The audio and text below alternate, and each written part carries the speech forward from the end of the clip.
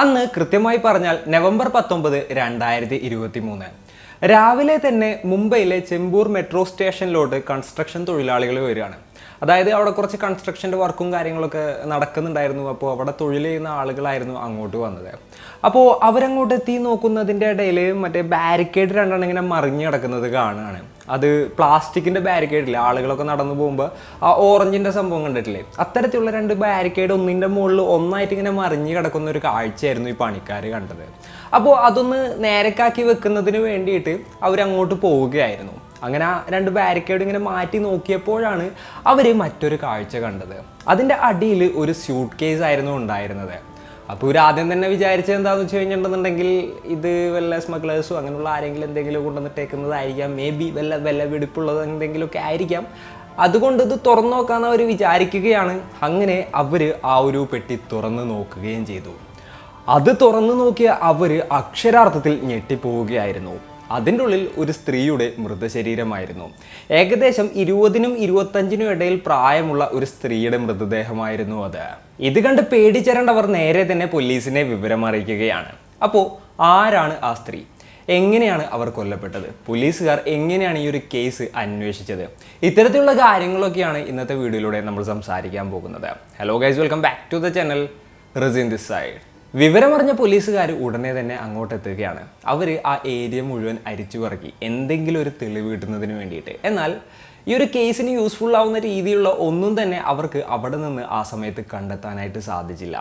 ആകപ്പാടെ അവർക്ക് കിട്ടിയൊരു ഫൈൻഡിങ് എന്തായിരുന്നു എന്ന് വെച്ച് കഴിഞ്ഞിട്ടുണ്ടെങ്കിൽ ഈ ഒരു സ്ത്രീയുടെ കഴുത്തിലുണ്ടായിരുന്ന മാലയായിരുന്നു. ആ ഒരു മാലയുടെ ലോക്കറ്റ് ഒരു കുരിശായിരുന്നു. അങ്ങനെ ഇവരെന്താ ചെയ്തതെന്ന് വെച്ച് കഴിഞ്ഞിട്ടുണ്ടെങ്കിൽ ഈ സ്ത്രീയുടെ ഫോട്ടോയും അതുപോലെ തന്നെ ആ ഒരു മാലയുടെ ഫോട്ടോയും മറ്റുമൊക്കെ അടുത്തടുത്തുള്ള പോലീസ് സ്റ്റേഷനുകളിലോട്ടും മറ്റും അയച്ചു കൊടുക്കുകയാണ്. എന്തെങ്കിലും മിസ്സിംഗ് കംപ്ലയിൻറ്റോ അല്ലാന്നുണ്ടെങ്കിൽ ഇത്തരത്തിലുള്ള വല്ല കംപ്ലയിൻസും കിട്ടിയിട്ടുണ്ടോ എന്നറിയുന്നതിന് വേണ്ടിയിട്ടായിരുന്നു അത്. എന്നാൽ അവിടെ നിന്നൊന്നും തന്നെ ഒരു പോസിറ്റീവായിട്ടുള്ളൊരു റെസ്പോൺസ് വന്നിട്ടുണ്ടായിരുന്നില്ല. അപ്പോൾ അടുത്തതായിട്ട് പോലീസുകാർ ചെയ്തത് എന്തായിരുന്നു എന്ന് വെച്ച് കഴിഞ്ഞിട്ടുണ്ടെങ്കിൽ ഈ ഫോട്ടോ ഉണ്ടല്ലോ, ആ ഫോട്ടോ പോസ്റ്റർ അടിക്കാനുണ്ടായത്. ഏകദേശം 500-ലേറെ പോസ്റ്റർ അവരടിച്ചിട്ട് നഗരത്തിലെ പല ഭാഗങ്ങളിൽ ഒട്ടിച്ചു വെക്കുകയാണ്. ഇവരെ അറിയാമെന്നുണ്ടെങ്കിൽ പോലീസിനെ കോൺടാക്ട് ചെയ്യാൻ പറഞ്ഞുകൊണ്ട്. എന്നാൽ അങ്ങനെ ചെയ്തിട്ടും ആരും തന്നെ പോലീസിനെ കോൺടാക്ട് ചെയ്തിട്ടുണ്ടായിരുന്നില്ല. അപ്പോൾ അതിൻ്റെ ഇടയിൽ തന്നെ പോലീസുകാർ സോഷ്യൽ മീഡിയയിലും ഇതുപോലെ തന്നെ പബ്ലിഷ് ചെയ്തിട്ടുണ്ടായിരുന്നു കേട്ടോ. ഇവരുടെ ഫോട്ടോയും അതുപോലെ തന്നെ മാലയുടെ ഫോട്ടോ ഒക്കെ സോഷ്യൽ മീഡിയ ത്രൂ ആരെങ്കിലുമൊക്കെ എന്താ പറയുക ഇവരുടെ അടുത്തോട്ട് വരുമെന്ന് വിചാരിച്ചുകൊണ്ട് ഇവർ ഫേസ്ബുക്കിൽ പോസ്റ്റ് ചെയ്തു. അതുപോലെ തന്നെ എന്താ പറയുക ഇൻസ്റ്റാഗ്രാമിലും അതുപോലെ തന്നെ എല്ലാ സോഷ്യൽ പ്ലാറ്റ്ഫോംസിലും നല്ല രീതിയിൽ ഷെയറും കാര്യങ്ങളൊക്കെ വന്നിട്ടുണ്ടായിരുന്നു. അതുപോലെ തന്നെ ഈ പെൺകുട്ടിയുടെ കഴുത്തിലെ മാലയിൽ ഒരു കുരിശുണ്ടായിരുന്നത് കൊണ്ട് തന്നെ ആ ഏരിയയിലുള്ള കംപ്ലീറ്റ് പള്ളികളിലോട്ടും ഒരു ടീം പോലീസുകാർ പോവുകയാണ്. എന്നിട്ട് ഈ പെൺകുട്ടിയുടെ ഫോട്ടോ കാണിച്ചു കൊടുത്തിട്ട് ഈ പള്ളിയിൽ വരാറുണ്ടായിരുന്ന കുട്ടിയാണോ എന്നുള്ളത് ചോദിക്കുകയാണ്. അങ്ങനെ ഏരിയയിലുള്ള കംപ്ലീറ്റ് പള്ളികളിൽ പോയിട്ടും പോലീസിന് ഒരു പോസിറ്റീവായിട്ടുള്ള ലീഡ് പോലും ലഭിച്ചില്ല. അങ്ങനെ ഈ ഒരു കേസിലാകപ്പാടെ ഫുൾ സ്റ്റോപ്പ് ആയിട്ടിരിക്കുന്ന ആ ഒരു സമയത്താണ് പോലീസിനൊരു ഫോൺ കോൾ വരുന്നത്. ആ ഒരു പോലീസ് സ്റ്റേഷൻ പരിധിയിൽ തന്നെയുള്ള ഒരു പള്ളിയിൽ നിന്നായിരുന്നു ആ കോള് വന്നത്. പോലീസ് സ്റ്റേഷനിലോട്ട് വിളിച്ചത് ആ പള്ളിയിലത്തെ ഫാദർ ആയിരുന്നു. ഫാദർ പറഞ്ഞു, ഞങ്ങളുടെ ഫേസ്ബുക്ക് പേജിൽ ഞങ്ങൾ ഈ ഫോട്ടോ പോസ്റ്റ് ചെയ്തിട്ടുണ്ടായിരുന്നു. അപ്പോൾ അത് കണ്ടിട്ട് ഒഡീസയിലുള്ള ഒരു ഫാദർ എന്നെ വിളിച്ചിട്ടുണ്ടായിരുന്നു എന്നാണ് ആൾ പറഞ്ഞത്. ഞങ്ങളുടെ പള്ളിയിൽ സ്ഥിരമായിട്ട് വരുന്ന ഒരു കുട്ടിയുടെ പോലെ ഉണ്ട് ഈ കുട്ടിയെ കാണാനെന്നായിരുന്നു ഒഡീസയിലത്തെ ആ ഫാദർ പറഞ്ഞിട്ടുണ്ടായിരുന്നത്. ഈ വിവരമറിഞ്ഞ് പോലീസുകാർ ഉടനെ തന്നെ ആ ഒരു പള്ളിയിലോട്ട് പോവുകയാണ് ഈ പള്ളിയിലച്ഛനെ കാണുന്നതിന് വേണ്ടിയിട്ട്. അതിനുശേഷം ഈ പള്ളിയിലച്ഛനോട് ഒഡീസയിലത്തെ അച്ഛനെ വിളിക്കാനായിട്ട് പറയുകയാണ്. ഫോണിലൂടെ പോലീസുകാർ ഒറീസയിലത്തെ പള്ളിയിലച്ഛനോട് സംസാരിച്ചപ്പോൾ ആൾ പറഞ്ഞത് ആ ഒരു പെൺകുട്ടിയുടെ ഫാമിലിനെ ആൾക്ക് നന്നായിട്ട് അറിയുന്നതാണെന്നും ആ പെൺകുട്ടി ജോലി ആവശ്യത്തിനായിട്ട് മുംബൈയിലേക്ക് പോയിരിക്കുന്നതായിട്ടാണ് ആൾക്ക് അറിയുന്നത് തുടങ്ങിയിട്ടുള്ള കാര്യങ്ങളായിരുന്നു പറഞ്ഞത്. അതുപോലെ തന്നെ ആ ഫാമിലിനെ അച്ഛൻ വിളിപ്പിച്ചിട്ടുണ്ടായിരുന്നു. അപ്പോൾ അവർ ഒരു മണിക്കൂറോ ഒരു അരമണിക്കൂറിനുള്ളിൽ ഇങ്ങോട്ട് എത്തും, അതിനുശേഷം ഞാൻ തിരിച്ചു വിളിക്കാമെന്ന് പറഞ്ഞുകൊണ്ട് ആ ഫാദർ ഫോൺ കട്ട് ചെയ്യാണ് ഉണ്ടായത്. അപ്പോൾ പോലീസുകാർ വെയിറ്റ് ചെയ്തു. ഒരു 10-20 മിനിറ്റ് കഴിഞ്ഞിട്ടുണ്ടാവും. അപ്പോഴത്തേനും ഒറീസയിലത്തെ ആ ഫാദറിന്റെ കോള് വരികയാണ് ഉണ്ടായത്.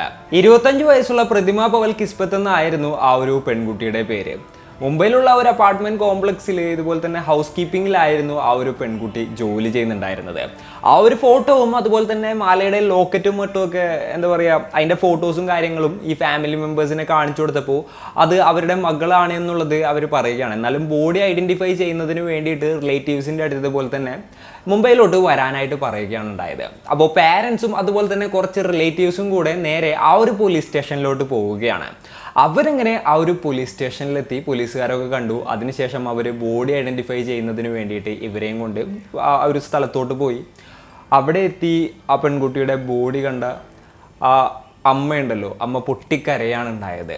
കാരണം അത് അവരുടെ മകൾ തന്നെ ആയിരുന്നു. പോലീസുകാരങ്ങനെ ആ ഒരു അമ്മനെ സമാധാനിപ്പിച്ചു. പിന്നീട് റിലേറ്റീവ്സിനോടും മറ്റും കാര്യങ്ങൾ ചോദിച്ചറിഞ്ഞു. ആ ഒരു പെൺകുട്ടി എന്നാണ് ഇങ്ങോട്ട് വന്നത്, അതുപോലെ തന്നെ എന്താണ് ഇവിടെ ചെയ്യുന്നത് തുടങ്ങിയിട്ടുള്ള കാര്യങ്ങളൊക്കെ ചോദിച്ചറിയാണ്. അപ്പോൾ ഫാമിലി മെമ്പേഴ്സ് പറഞ്ഞു ഒരുപാടധികം വർഷങ്ങളായിട്ട് മുംബൈയിൽ തന്നെയാണ് ആ ഒരു പെൺകുട്ടി വർക്ക് ചെയ്യുന്നുണ്ടായിരുന്നത്. അവിടെ ഒരു അപ്പാർട്ട്മെൻറ്റ് കോംപ്ലക്സിൽ ഇതേപോലെ തന്നെ ഹൗസ് കീപ്പിങ്ങിലായിരുന്നു ഈ പെൺകുട്ടി വർക്ക് ചെയ്തിരുന്നത്. അത്തരത്തിലുള്ള കാര്യങ്ങളെല്ലാം തന്നെ പറയുകയാണ്. അതുപോലെ തന്നെ അസ്കർ മനോജ് ബർല എന്ന് പറയുന്ന 22 വയസ്സുകാരനുമായിട്ട് ഒരു ലിവ് ഇൻ റിലേഷൻഷിപ്പിലായിരുന്നു കഴിഞ്ഞ 2-3 വർഷമായിട്ട് ഈ ഒരു പെൺകുട്ടി ഉണ്ടായിരുന്നതെന്നുള്ളൊരു കാര്യം കൂടെ ഈ റിലേറ്റീവ്സ് പോലീസിനോട് പറയുകയാണ്. എന്നിട്ട് ആളുടെ ഫോൺ നമ്പറും ഡീറ്റെയിൽസും കാര്യങ്ങളൊക്കെ കൊടുക്കുക കേട്ടോ. അപ്പോൾ ഇവർ എവിടെയാണ് താമസിക്കുന്നത് എന്നുള്ളത് കൃത്യമായിട്ട് അറിയുമോ എന്നുള്ളൊരു കാര്യം ഈ പാരൻസിൻ്റെ റിലേറ്റീവ്സിൻ്റെ അടുത്ത് പോലീസുകാർ ചോദിക്കുകയാണ്. അവർക്ക് അതിനെക്കുറിച്ച് കൃത്യമായിട്ടുള്ള ധാരണ ഒന്നും ഉണ്ടായിരുന്നില്ല. ധാരാവിയിലാണ് ഇവർ താമസിക്കുന്നത് എന്നുള്ള കാര്യം മാത്രമേ അവർക്ക് അറിയാമായിരുന്നുള്ളൂ. അങ്ങനെ ഈ പോലീസുകാർ നേരെ ധാരാവിയിലുള്ള പോലീസുകാരെ കോൺടാക്ട് ചെയ്യുകയാണ്. അതിനുശേഷം ഇവരും അങ്ങോട്ട് പോവുകയാണ്. അതിനുശേഷം ഇവരെ അന്വേഷിച്ചിറങ്ങുകയാണ്. അങ്ങനെ കുറേ അധികം തപ്പിയതിന് ശേഷം ഇവർ താമസിച്ചിരുന്ന അഡ്രസ്സ് പോലീസിന് ലഭിക്കുകയാണ് ഉണ്ടായത്. അതിനുശേഷം അവർ ആ ഒരു വീട്ടിലോട്ട് പോയി നോക്കുമ്പോൾ വീട് പൂട്ടിയിട്ടിരിക്കുന്ന സിറ്റുവേഷനിലായിരുന്നു. അങ്ങനെ തൊട്ടടുത്തുള്ള നൈബേഴ്സിനെ എല്ലാത്തിനെയും പോലീസുകാർ ക്വസ്റ്റ്യൻ ചെയ്യുകയാണ്. രണ്ടുപേരും ദീപാവലിക്ക് നാട്ടിൽ പോയിരുന്നതാണെന്നും അതിനുശേഷം വന്നിട്ടുണ്ടായിരുന്നെന്നും പിന്നീട് നവംബർ 19 ഈ ഒരു മനോജ് ബർലയെ കണ്ടിരുന്നുവെന്നും ഇതുപോലെ തന്നെ നൈബേഴ്സ് പറയാണ്. എന്നാൽ അതിനൊരു 4-5 ദിവസം മുൻപ് തുടങ്ങിയിട്ട് ഈ ഒരു സ്ത്രീയെ കണ്ടിട്ടുണ്ടായിരുന്നില്ല എന്നുള്ള കാര്യം കൂടെ നൈബേഴ്സ് കൂട്ടിച്ചേർത്തു. അയാൾ എവിടെയാണ് ജോലി ചെയ്യുന്നതെന്ന് അന്വേഷിച്ചപ്പോൾ ഒരു സ്വീറ്റ്സ് ആൻഡ് സമൂസ ഷോപ്പിലായിരുന്നു ആൾ ജോലി ചെയ്യുന്നുണ്ടായിരുന്നത്. എന്നിട്ട് ആ ഒരു ഷോപ്പൊക്കെ തപ്പി പിടിച്ച് പോലീസുകാർ അങ്ങോട്ട് പോവുകയാണ്. അവിടെ എത്തി ഇയാളെക്കുറിച്ച് ചോദിച്ചപ്പോൾ ആ ഒരു ഷോപ്പ് ഓണർ പറഞ്ഞു അതെ ഇയാൾ ഇവിടെ തന്നെയാണ് വർക്ക് ചെയ്തിരുന്നത് എന്നുള്ളത്. അപ്പോൾ അതുപോലെ തന്നെ ഇയാൾ കുറച്ച് ദിവസം മുൻപ് ഷോപ്പിൽ വന്നിട്ട് പറഞ്ഞു ഞാൻ എന്തായാലും വീട്ടിലോട്ട് പോകുന്നില്ല, ഞാൻ ഇവിടെ തന്നെ താമസിച്ച് പണിയെടുത്തോളാം എന്നുള്ള കാര്യം ഈ ഓണറിൻ്റെ അടുത്ത് പറഞ്ഞിട്ടുണ്ടായിരുന്നു. ഓണറാണെന്നുണ്ടെങ്കിൽ അത് സമ്മതിക്കുകയും ചെയ്തു. കഴിഞ്ഞ കുറച്ച് ദിവസമായിട്ട് ആൾ അവിടെ തന്നെയായിരുന്നു ഉണ്ടായിരുന്നത്. അതിനുശേഷം ഈ പോലീസുകാരെത്തുന്ന ആ ഒരു സമയത്ത് എന്താ സംഭവിച്ചതെന്ന് വെച്ച് കഴിഞ്ഞിട്ടുണ്ടെങ്കിൽ അതിന് തൊട്ട് മുന്നേ ഇയാൾ ജോലിയും കാര്യങ്ങളൊക്കെ കഴിച്ചിട്ട് ആ ഒരു എന്താ പറയുക സ്ഥലത്ത് നിന്ന് വീട്ടിലോട്ട് പോകുന്നു എന്ന് പറഞ്ഞ് തൻ്റെ സാധനങ്ങളെല്ലാം തന്നെ എടുത്തുകഴിഞ്ഞിട്ട് പോവുകയായിരുന്നു. പോലീസുകാർ ആ ഒരു ഷോപ്പിൽ തന്നെ ഉണ്ടായിരുന്ന CCTV റെക്കോർഡിങ്സും കാര്യങ്ങളൊക്കെ എടുത്ത് നോക്കുമ്പോൾ അയാൾ ഒരു വലിയ 3-4 ബാഗൊക്കെ എടുത്ത് കയറ്റി അവിടെ നിന്ന് പോകുന്നത് കാണുകയാണ്. ആൾ നേരെ ബസ് സ്റ്റാൻഡിലോട്ടായിരുന്നു പോയിട്ടും ഉണ്ടായിരുന്നത്. അപ്പോൾ പോലീസുകാർ ചിന്തിച്ചെന്താണെന്ന് വെച്ച് കഴിഞ്ഞിട്ടുണ്ടെങ്കിൽ ആൾ അവിടെ നിന്ന് എസ്കേപ്പ് ആവുന്നതായിരിക്കും എന്നുള്ളതാണ്. ഒറീസക്കാരനായതുകൊണ്ട് തന്നെ ഒറീസയിലോട്ടായിരിക്കും പോകുക എന്നുള്ളൊരു അസംഷനിലോട്ടാണ് പോലീസുകാർ എത്തിയത്.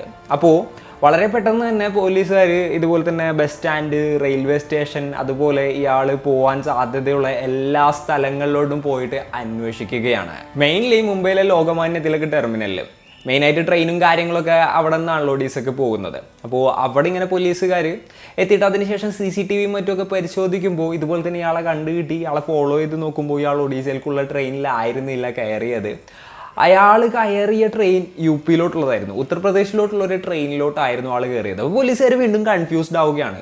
ഒറീസയിലോട്ട് പോകേണ്ട ഇയാൾ എന്തിനാണ് UP-ലത്തെ ട്രെയിനിലോട്ട് കയറിയത് എന്നുള്ളത് ഇവർ ആലോചിക്കുകയാണ്. അപ്പോൾ ഇൻവെസ്റ്റിഗേഷൻ ഓഫീസർക്ക് തോന്നിയൊരു കാര്യം എന്തായിരുന്നു എന്ന് വെച്ച് കഴിഞ്ഞിട്ടുണ്ടെങ്കിൽ ഇയാൾ ഇടയിലുള്ള ഏതെങ്കിലും സ്റ്റേഷനിൽ ഇറങ്ങിയിട്ട് മാറി കയറുമായിരിക്കും എന്നുള്ളതാണ്. അപ്പോൾ ഇനിയുള്ള ഏതൊക്കെ സ്റ്റേഷനുകളിൽ നിന്നാണ് ഇതുപോലെ തന്നെ ഒറീസക്ക് ട്രെയിൻ ഉണ്ടാകുക എന്നുള്ളത് അവർ ചെക്ക് ചെയ്യുകയായിരുന്നു. അങ്ങനെ നോക്കുമ്പോൾ അടുത്തുള്ളത് താനെയും അതുപോലെ തന്നെ കല്യാണം എന്ന് പറഞ്ഞിട്ടുള്ള സ്റ്റേഷനുകളായിരുന്നു. അപ്പോൾ 2 സ്റ്റേഷനിലും ഓരോ ടീം പോലീസുകാർ പോവുകയാണ്. അതുപോലെ തന്നെ അവിടെ അരിച്ചു പറക്കുകയും ചെയ്തു. അപ്പോൾ മെയിനായിട്ട് അവർ നോക്കിയിരുന്നത് ഈ ഒറീസയിലോട്ട് പോകുന്ന ട്രെയിൻ ഉണ്ടല്ലോ, അപ്പോൾ ആ പ്ലാറ്റ്ഫോമും കാര്യങ്ങളൊക്കെ ആയിരുന്നു. അതായത് അതിൻ്റെ ചുറ്റുപാടൊക്കെ ആയിരുന്നു. അങ്ങനെ പോലീസുകാരിങ്ങനെ നോക്കുന്നതിൻ്റെ ഇടയിൽ ഈ താനയിൽ ഈ ഒറീസയിലോട്ട് പോകുന്ന ട്രെയിൻ വരുന്ന പ്ലാറ്റ്ഫോമിൽ കുറച്ചകലെ മാറിയിട്ട് ഇതുപോലെ തന്നെ തൻ്റെ സാധനങ്ങളൊക്കെ വെച്ച് കഴിഞ്ഞിട്ട് ആരും കാണാതെ രഹസ്യമായിട്ട് ഇയാളിരിക്കുന്നത് പോലീസുകാർ കാണുകയാണ്. നേരെ അങ്ങോട്ട് ചെന്ന് ഇയാളെ പിടികൂടുകയും ചെയ്തു. അതിനുശേഷം നേരെ സ്റ്റേഷനിലോട്ട് കൊണ്ടുവന്ന് നല്ല രീതിയിൽ ചോദ്യം ചെയ്തു. അപ്പോഴാണ് ആൾ കഥ പറഞ്ഞു തുടങ്ങിയത്. ഒഡീസയിൽ നാട്ടിലോട്ട് പോകുമ്പോഴാണ് ഇവർ രണ്ടുപേരും, അതായത് ഈ ഒരു പ്രതിമയും മനോജ് ബർലയും പരിചയപ്പെടുന്നത്. പിന്നീട് ആ ഒരു ലോക്ക്ഡൗൺ ടൈമിൽ ഇവർ നല്ല രീതിയിൽ അടുക്കുകയായിരുന്നു. അതിനുശേഷം തിരിച്ച് ജോലി ആവശ്യത്തിനായിട്ട് മുംബൈയിലോട്ട് വരുമ്പോൾ ഒരുമിച്ച് താമസിക്കാമെന്ന് അവർ തീരുമാനിച്ചു. അങ്ങനെയാണ് അവർ ഒരു വീട് വാടകയ്ക്ക് എടുത്തുകഴിഞ്ഞിട്ട് താമസിക്കുന്നത്. ഒരു ഹസ്ബൻഡ് ആൻഡ് വൈഫിനെ പോലെ തന്നെയായിരുന്നു അവരവിടെ താമസിക്കുന്നുണ്ടായിരുന്നത്. എന്നാൽ കുറച്ച് നാൾ കഴിഞ്ഞപ്പോൾ ഈ എന്താ പറയുക പ്രതിമ എന്ന് പറയുന്ന സ്ത്രീ നാട്ടിലുള്ള വേറൊരു ആളുമായിട്ട് ഇതുപോലെ തന്നെ റൊമാൻറ്റിക്കായിട്ട് സംസാരിക്കുന്നതും ടെക്സ്റ്റ് ചെയ്യുന്നതൊക്കെ ഇയാളുടെ ശ്രദ്ധയിൽ പെടുകയാണ്. ഇതിൻ്റെ പേരിൽ ചെറിയ ചെറിയ പ്രശ്നങ്ങൾ അവർ തമ്മിൽ ഉണ്ടായിരുന്നു. അതിനുശേഷം പിന്നെ ഈ ഒരു എന്താ പറയുക ഫെസ്റ്റിവലിന് നാട്ടിൽ പോയി വന്നതിന് ശേഷം എന്താ സംഭവിച്ചതെന്ന് വെച്ച് കഴിഞ്ഞിട്ടുണ്ടെങ്കിൽ ഈ പ്രതിമ ഫുൾ ടൈം ഫോണിലാണ്, അതായത് 24 hours ഫോണിലാണ്. ഇയാൾക്ക് ടെക്സ്റ്റ് ചെയ്യുക, അതുപോലെ തന്നെ ഇയാളെ വിളിക്കുക, ഇങ്ങനെയുള്ള കാര്യങ്ങളൊക്കെ ആയിരുന്നു ചെയ്തുകൊണ്ടിരുന്നിരുന്നത്. ഇതിൻ്റെ പേരിൽ ഇവർ തമ്മിൽ ഡെയിലി അടിയായിരുന്നു. അങ്ങനെയുള്ള ഒരു അടിയായിരുന്നു ഈ ഒരു കൃത്യം നടന്ന ദിവസവും സംഭവിച്ചത്. അന്നത്തെ ദിവസം ഇയാൾക്ക് ആകപ്പാടെ പ്രാന്തായി ഈ ഒരു അടിയുടെ ഇടയിൽ ആ ഒരു സ്ത്രീയുടെ കഴുത്തിൽ കയറി പിടിക്കുകയായിരുന്നു. ആ ഒരു ഒറ്റപ്പിടുത്തത്തിൽ ആ സ്ത്രീ എന്താ പറയുക പിന്നീട് അൺകോൺഷ്യസ് ആയി നിലത്ത് വീണു എന്നാണ് ആൾ പറഞ്ഞത്. അതായത് കൊല്ലണം എന്ന് വിചാരിച്ച് ചെയ്തതല്ല, ആ ഒരു ദേഷ്യത്തിൽ ചെയ്തപ്പോൾ. അതുപോലെ തന്നെ ആ ഒരു സ്ത്രീ മരിച്ചുപോയി. പിന്നീട് എന്താ ചെയ്യേണ്ടതെന്ന് എനിക്ക് അറിയില്ലായിരുന്നു. അങ്ങനെ ഇവരെ സ്യൂട്ട് കേസിലാക്കിയിട്ട് നേരെ ഒറീസക്ക് പോകാമെന്നുള്ളതായിരുന്നു ആൾ ചിന്തിച്ചിട്ടുണ്ടായിരുന്നത്. അതായത് ഇവരുടെ ബോഡിയും കൊണ്ട് നേരെ ഒറീസയിലോട്ട് പോകാമെന്ന്. അങ്ങനെ ആ സ്യൂട്ട് കേസും കൊണ്ട് LTT റെയിൽവേ സ്റ്റേഷനിലോട്ട് ഇയാൾ പോയതായിരുന്നു. എന്നാൽ പകുതി വെച്ചിട്ട് ഇയാളുടെ മൈൻഡ് മാറുകയാണ്. പിന്നെയാണ് ആൾ എന്താ പറയുക ആ ഒരു കൺസ്ട്രക്ഷൻ സൈറ്റിലോട്ട്, അതായത് മെട്രോയുടെ അവിടെ ഒരു കൺസ്ട്രക്ഷൻ കാര്യങ്ങൾ നടക്കുന്ന ഒരു സ്ഥലത്തോട്ട് പോയിട്ട് ഇതുപോലെ തന്നെ ആ ഒരു പെട്ടി അവിടെ ഒളിപ്പിച്ചിട്ട് ഇതുപോലെ 2 ബാരിക്കേഡൊക്കെ എടുത്ത് മറച്ചു വെച്ചിട്ട് അവിടെ നിന്ന് നേരെ തിരിച്ച് വീട്ടിലോട്ട് വരുന്നത്. എന്നാൽ തിരിച്ച് വീട്ടിൽ വന്നിട്ടും അയാൾക്ക് ഭയങ്കര പേടിയായിരുന്നു, ഒരു മനസമാധാനം ഉണ്ടായിരുന്നില്ല. പോലീസുകാർ പിടിക്കില്ല എന്നുണ്ടെങ്കിൽ എന്തായിരിക്കും ഇതിൻ്റെ ആഫ്റ്റർ എഫക്ട്സ് എന്നുള്ളതിനെ കുറിച്ച് കഴിഞ്ഞിട്ട് അയാൾ ഭയങ്കരമായിട്ട് ചിന്തിച്ചിട്ട് ആൾക്ക് ഭയങ്കര പേടിയായിരുന്നു. അങ്ങനെയാണ് 2-3-4 ദിവസം കഴിഞ്ഞപ്പോൾ ആൾ ആ ഒരു ഷോപ്പിലോട്ട് താമസം മാറിയത്. എന്നിട്ടും അയാളുടെ ഭയത്തിനൊന്നും യാതൊരു കുറവും ഉണ്ടായിരുന്നില്ല. അങ്ങനെയാണ് ഇതെല്ലാം പോട്ടെ തിരിച്ച് നാട്ടിലോട്ട് പോകാമെന്ന് ആൾ വിചാരിച്ചത്. അങ്ങനെയായിരുന്നു അന്നത്തെ ദിവസം കടയിൽ നിന്ന് ഇറങ്ങിയിട്ട് ആൾ നാട്ടിലോട്ട് പോകാനായിട്ട് പ്ലാൻ ചെയ്തത്. എന്നാൽ കറക്റ്റ് സമയത്ത് പോലീസുകാർ അങ്ങോട്ട് എത്തുകയും അയാളെ പിടികൂടുകയും ചെയ്തു. എന്താണെങ്കിലും ആൾ ജയിലിലാണ്, അതുപോലെ തന്നെ കേസ് നടന്നുകൊണ്ടിരിക്കുകയുമാണ്. അപ്പോൾ ഇന്നത്തെ ഒരു വീഡിയോയിൽ ഇത്രയൊക്കെയാണ് പറയാനുള്ളത്. ഈ ഒരു സ്റ്റോറി കേട്ടപ്പോൾ നിങ്ങൾക്ക് എന്താണ് തോന്നിയത്? നിങ്ങളുടെ തോട്ട്സും മറ്റും എന്തൊക്കെയാണെന്നുണ്ടെങ്കിലും താഴെ കമൻറ്റുകളിൽ രേഖപ്പെടുത്തുക. അപ്പോൾ and it's me signing off. Peace. Stay peaceful guys. Stay safe.